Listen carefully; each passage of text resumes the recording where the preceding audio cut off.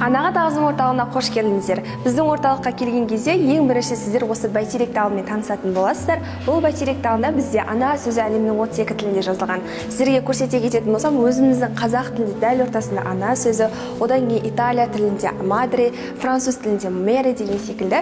Және де біздің сыр еліне ат басын бұрған шетелдік қонақтарымыз осы біздің анаға тағзым орталығымен міндетті түрде танысып кететін болады. Сол кезде ол кісілер өз тілдерінде ұлы ана сөзін оқып, бізге ризашылығын білдіріп кетеді. Мәселен айта кететін болсақ, белорус тілінде маца, одан кейін мына жақта қырғыз тілінде эне, сол секілді біздің орталығымызға Ресейден, Белоруссиядан, Қырғызстаннан, Англиядан қонақтарымыз көптеп келеді, және де бүгінде біз қонақ күтудеміз, яғни ағылшындық, американдық қонақтарымыз келеді.